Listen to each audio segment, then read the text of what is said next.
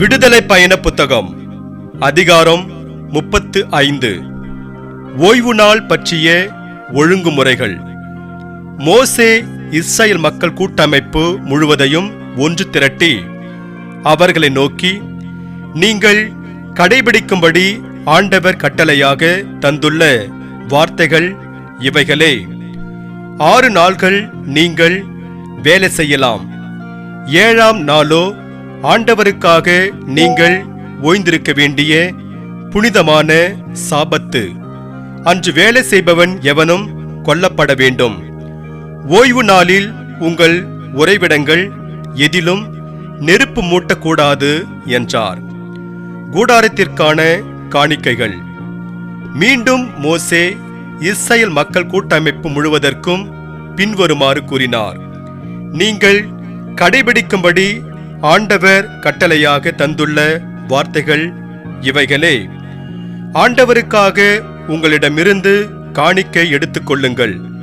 தாராள மனமுடையோர் அனைவரும் ஆண்டவருக்காக கொண்டு வர வேண்டிய காணிக்கைகளாவன பொன், வெள்ளி, வெண்கலம், நீலம், கருஞ்சிவப்பு, சிவப்பு நிற நூல், மெல்லிய நார்ப்பட்டு, வெள்ளாட்டு உரோமம், செந்நிற பதனிட்ட ஆட்டுக்கிடாய் தோல்கள், வெள்ளாட்டு தோல்கள், சித்தி மரம், விளக்குக்கான எண்ணெய், திருப்பொழிவு எண்ணெய்க்கும் தூபத்துக்கும் தேவையான நறுமண வகைகள், ஏப்போத்துக்கும் மார்பு பட்டைக்கும் தேவையான 12 மணிக்கற்கள், பதித்து வைக்கும் கற்கள்.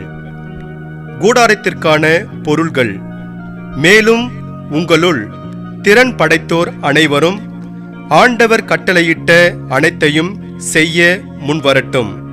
அவையாவன: திரு உறைவிடம், அதன் கூடாரம், மேல் விரிப்பு, கொக்கிகள், சட்டங்கள், குறுக்கு சட்டங்கள், தூண்கள், பாத பொருத்துக்கள், பேழை, அதன் தண்டுகள், இரக்கத்தின் இருக்கை, அதன் மறைக்கும் தொங்கு திரை, மேசை, அதன் தண்டுகள், அனைத்து துணை கலன்கள், திருமுன்னிலை அப்பம், ஒளி விளக்கு தண்டு, அதன் துணை கலன்கள், அகல்கள், விளக்குக்கான எண்ணெய், தூபபீடம், அதன் தண்டுகள், திருப்பொழிவு எண்ணெய், நறுமண தூபம், கூடார வாயிலுள்ள தொங்குத்திரை, எரிபலி பீடம், அதன் வெண்வலை பின்னல், தண்டுகள், துணை கலன்கள், தண்ணீர் தொட்டி, அதன் ஆதாரம், முற்றத்தின் திரைகள், அங்குள்ள தூண்கள், பாத பொருத்துகள்,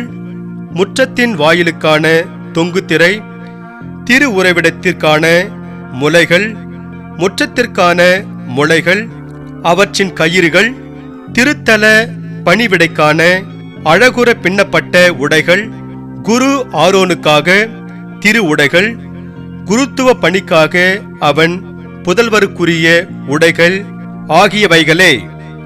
மக்கள் காணிக்கை கொணர்தல். பின்னர் இஸ்ரவேல் மக்கள் கூட்டமைப்பு முழுவதும் மோசே முன்னிருந்து அகன்றது.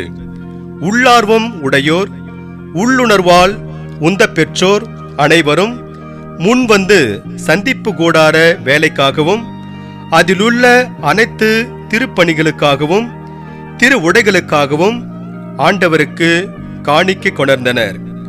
ஆண்களும் பெண்களுமாக தாராள மனமுடையோர் அனைவரும் காப்புகள், காதணிகள், மோதிரங்கள், அணிகலன்கள் ஆகிய பொன் கலன்கள் அனைத்தையும் கொண்டு வந்தனர். யாவரும் அப்பொன்னை ஆரத்தி பலியாக ஆண்டவருக்கு உயர்த்தினர். அவர்கள் தம்மிடம் காணப்பட்ட நீலம், கருஞ்சிவப்பு, சிவப்பு நிற நூல், மெல்லிய நார்ப்பட்டு, வெள்ளாட்டு உரோமம், செந்நிறமாக பதனிடப்பட்ட ஆட்டுக்கிடாய் தோல்கள், வெள்ளாட்டு தோல்கள் ஆகியவற்றையும் கொண்டு வந்தனர். வெள்ளியையும் வெண்கலத்தையும் காணிக்கையாக கொண்டு வர முடிந்தவர் அனைவரும் அவற்றை ஆண்டவருக்கு காணிக்கையாக கொண்டு வந்தனர். ஏதாவது வேலைக்கு பயன்படக்கூடிய சித்தி மரம் யாரிடமாவது காணப்பட்டால் அதையும் அவர்கள் கொண்டு வந்தனர். திறன்மிக்க பெண்களெல்லாம் தங்கள் கைகளாலேயே நூல் 100, நீலம் கருஞ்சிவப்பு சிவப்பு நிற நூல், மெல்லிய நார்ப்பட்டு ஆகியவற்றை நெய்து கொண்டு வந்தனர். உள்ளார்வமும் திறனும் உடைய பெண்கள் அனைவரும் வெள்ளாட்டு ரோமத்தால் நெய்தார்கள். ஏப்போத்துக்கும் மார்பு பட்டைக்கும் வேண்டிய பன்னிற மணிக்கற்களையும் பதிக்கும் கற்களையும் திருப்பொழிவு எண்ணெய்க்கும் நறுமண தூபத்துக்கும் தேவையான பரிமள வகைகளையும் விளக்குக்கு எண்ணெயையும் தலைவர்கள் கொண்டு வந்தார்கள். ஆண்டவர் மோசே வழியாக செயல்படுத்த வேண்டுமென்று கட்டளையிட்டிருந்த அனைத்து பணிகளுக்கும் தேவையானவற்றை கொண்டு வருமாறு ஆண் பெண் அனைவரும் உள்ளார்வத்தால் தூண்டப்பட்டனர். இவ்வாறு இஸ்ராயல் மக்கள் ஆண்டவருக்கு தன்னார்வ காணிக்கை கொண்டு வந்தனர். கூடார கலைஞர்கள் மோசே இஸ்ராயல் மக்களை நோக்கி, ஆண்டவர் தாமே கூர் என்பவரின் மகனான ஊரியின் புதல்வர் பெட்சலேலை பெயர் சொல்லி அழைத்திருப்பதை பாருங்கள். ஞானம், அறிவு கூர்மை, அனுபவம், தொழில் திறமை அனைத்தும் உண்டாகுமாறு அவரை இறை ஆவியால் நிரப்பியுள்ளார். திட்டமிடும் நுட்பத்தால் பொன், வெள்ளி, வெண்கல வேலை செய்யும், பதிக்க வேண்டிய கற்களுக்கு பட்டை தீட்டவும், மரத்தை செதுக்கவும், மற்றெல்லாவித நுண்ணிய வேலைகள் செய்யவும் அருளியுள்ளார். கற்பிக்கும் திறமையையும் அவர் உள்ளத்தில் வைத்துள்ளார்.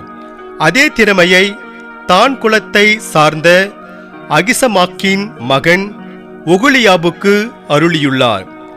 உலோக வேலை, கலை வேலை அனைத்தையும் நீலம், கருஞ்சிவப்பு, சிவப்பு நிற நூலிலும் மெல்லிய நார்ப்பட்டிலும் செய்யும் பூந்தையல் வேலையையும் பின்னல் வேலையையும் அனைத்து தொழிலையும் திட்டமிடும் நுட்ப வேலையையும் தெய்வத்திற்குரிய உயர்திறனால் அவர்களை நிரப்பியுள்ளார் என்றார்.